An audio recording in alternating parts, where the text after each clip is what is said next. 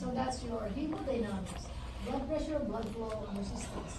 Now that we know about the blood vessels, we know about the heart, we know about the blood, so we can really examine these hemodynamics. So, heart pumps blood through the vessels because of the gradient, again, the pressure gradient, the difference between pressure. So pressure is higher near the heart. It decreases away from the heart. Okay? So blood flows down the pressure gradient from higher to lower. It's not the other way around. Huh? Okay. So what is blood pressure? It is a pressure that is exerted on the wall of the blood vessel. Okay? Okay, next, it is measured in mm, 1 milliliter mercury. So it's high in systemic circulation in the body and largest in the systemic brain. Okay? So what is blood flow? It's the flow of the blood that flows per minute. It's blood flow, not the heart rate, huh? Not the cardiac output, but it affects. Resistance is the impediments to blood flow. So if there is a block, it will resist blood flow. That's what you call resistance. Velocity is the speed. The speed or how fast it runs, how fast it flows. So we say this: blood velocity or speed is inversely proportional to the cross-sectional area of the blood. So what does it mean? Inversely proportional. The higher the speed, the lower the cross-section, right? Okay. So as the arterial system branches into more progressive small molecules, the total sectional area increases. So more velocity in small. For small arteries or veins, low velocity in larger.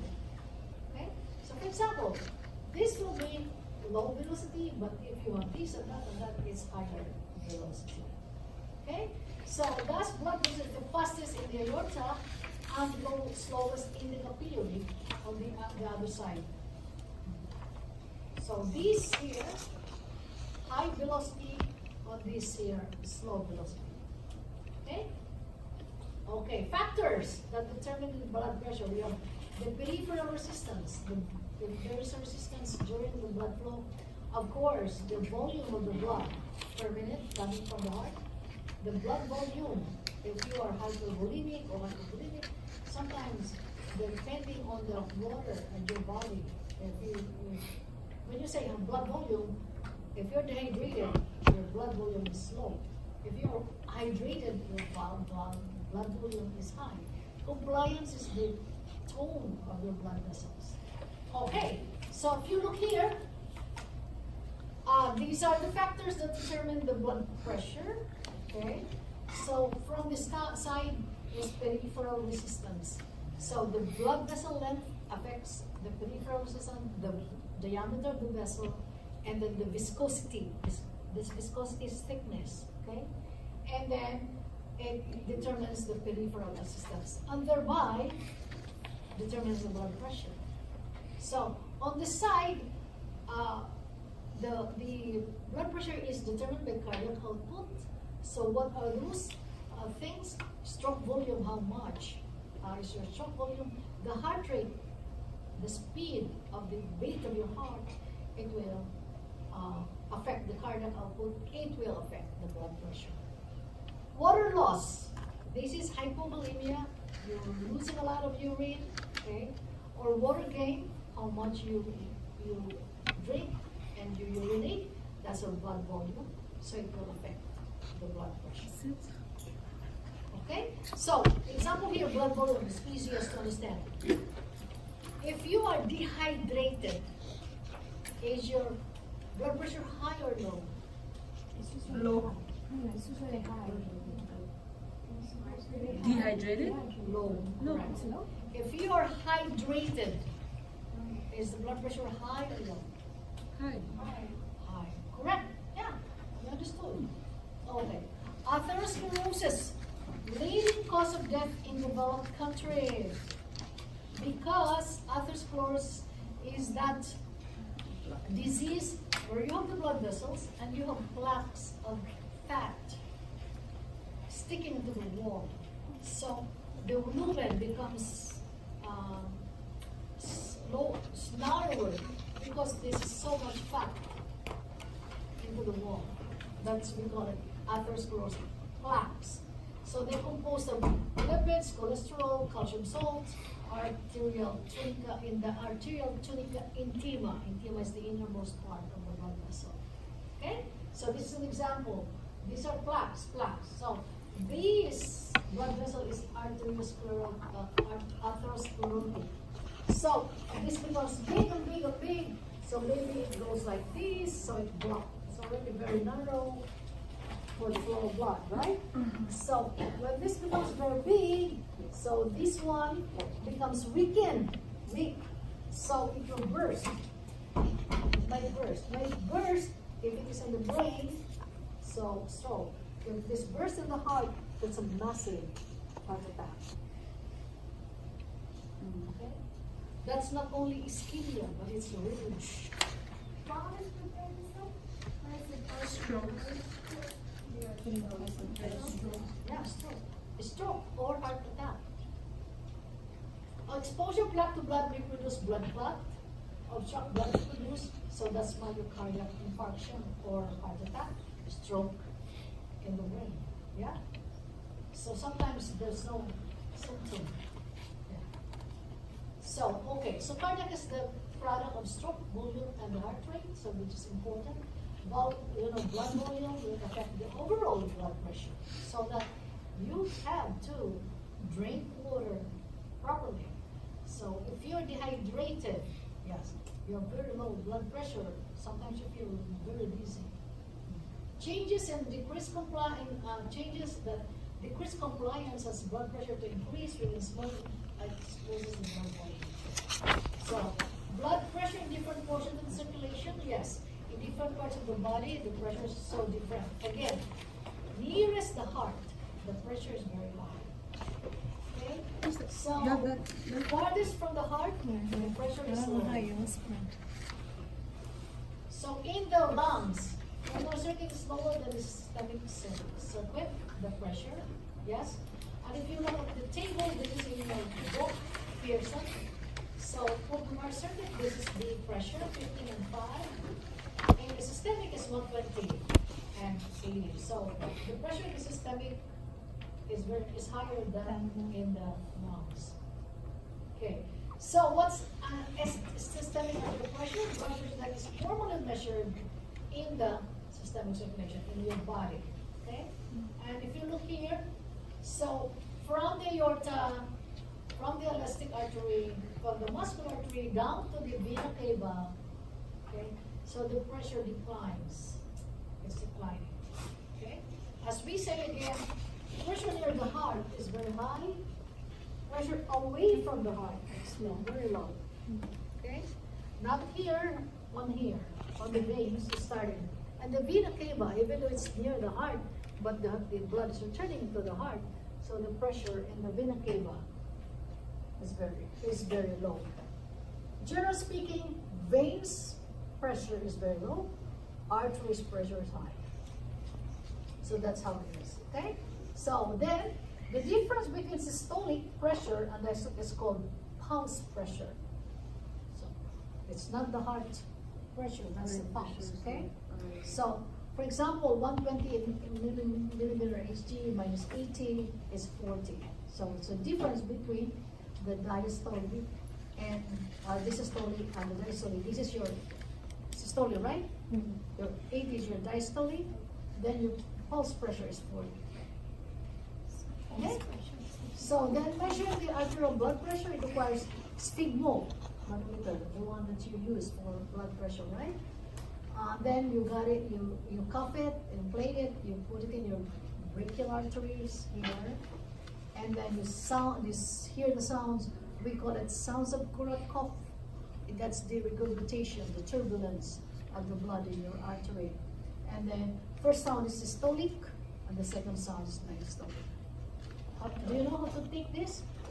Yeah. Yeah. Calculating the mean arterial pressure, this we call it MAP. This is used very commonly when people have heart disease. Estimated using the systolic and diastolic pressure. So what you do is, if it's 80, which is diastolic, right? And then 1/3 of 120 minus 180 is 95. That's your mean arterial pressure. Mean means the average. The systemic venous pressure will drop more to 4 mm mercury, okay? Then to the vena cava, which is your inferior and posterior and superior, is 0 to the right atrium. So the vein has very high compliance, so it is declining resistance. Okay? So now the flow of the blood is very much determined also by the skeletal muscle pump. So what is skeletal muscle pump? When your muscle moves and moves and moves, it helps on squeezing the blood in your arteries and veins. So if you're sedentary, you don't work at all, you just sit and sit, you'll have edema. So that's an example when you fly for 18 hours, 20 hours, 30 hours on the plane, go home, then your feet are big because of the skeletal muscle pump. So you were not moving, you're just sitting on the plane. And then suddenly you take out your shoes. When you put on your shoes, your feet are very big. It cannot fit to your shoes. So, because muscles help on the movement of the blood. Okay? So here in your gastrocnemius muscle, you have valves. These are the veins, 8 valves. Because of the pull of gravity, so the blood tries to go down, right? So that when your blood is coming in against the gravity, there's a valve to control it to go back down. Yeah, that's why veins have valves, arteries have no valves. Okay, so nervous control again. Baroreceptor. That's your sense organ inside of your body. So your body determines blood pressure, and then your body controls it. Controls means the internal homeostasis. But your internal homeostasis, the autoregulation, is not so long. It's just within a duration of time. So that these are the senses that will find pressure in your body, and then some mechanism auto-regulated in your body. And then if it's not, it's prolonged, it will give disease. Excuse me.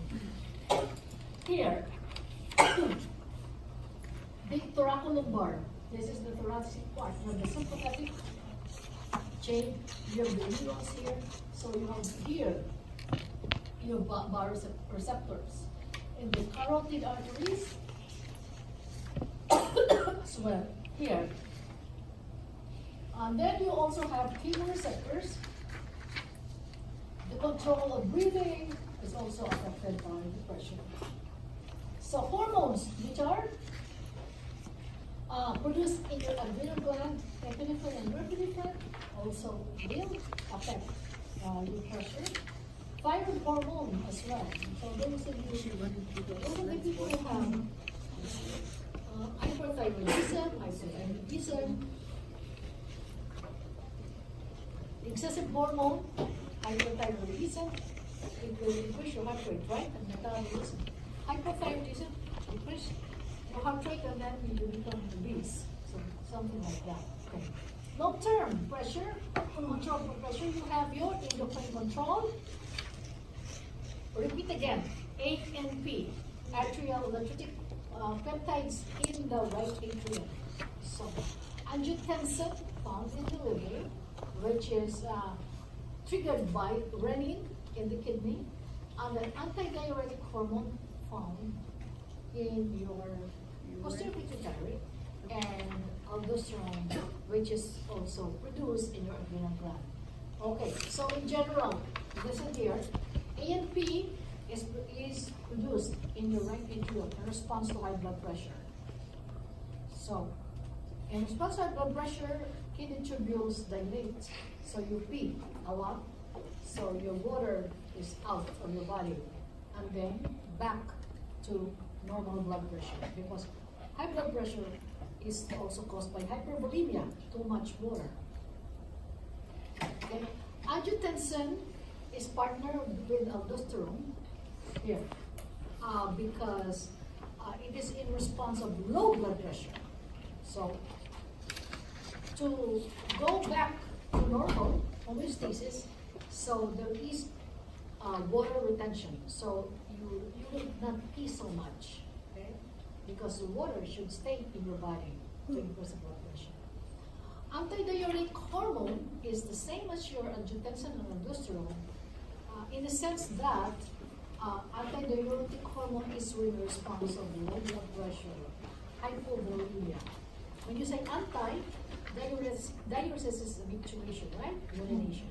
Anti-urination, so you retain the water, your kidneys retain the water so that the low blood pressure will become high. Okay? So that's the differences on that.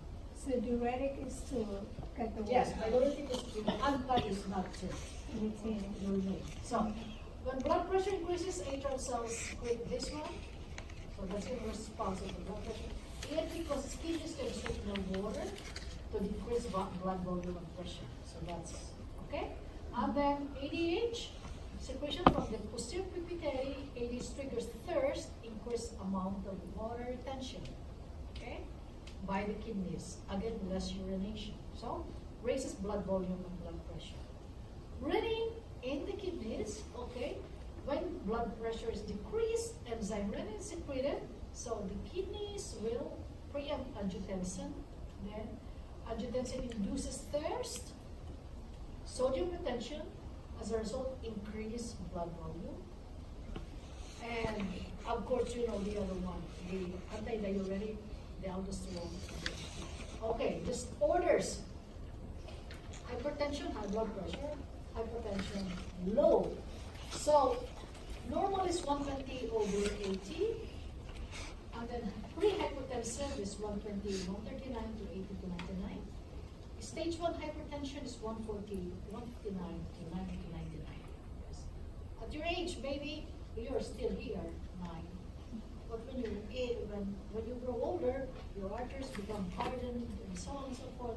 So you may be pre-hypertensive or hypertensive. Okay? So lifestyle modification is very important. Smoking, alcohol, weight loss, limited alcohol, and so on and so forth. Very important. Physical activity or exercise. Diet, less salt, less fat intake. Of course, we have antihypertensive drugs, that we all have. So hypo, very low high blood, very low blood pressure. So systolic is very low, less than 90, and less than 60 diastolic. If diagnosed, if there are symptoms, what could be it?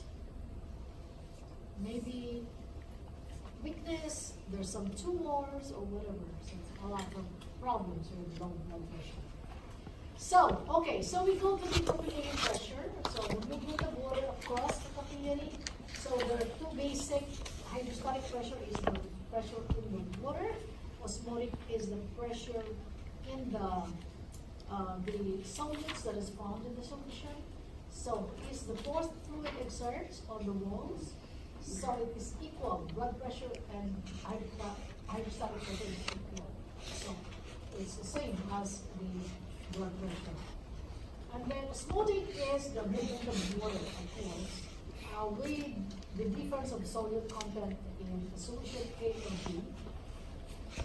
So water moves from higher to lower concentration of water. Then we have the NFP, or the capillary pressure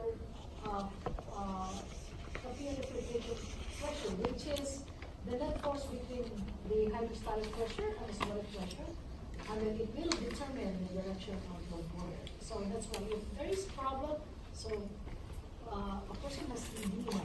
Edema is a swelling or a localized swelling because of the excessive amount of water in the extracellular fluid. Okay? It is caused by, maybe it's intermediary hydrostatic pressure, very high or very low colloidal osmotic pressure. Okay, so we finished the cardiovascular.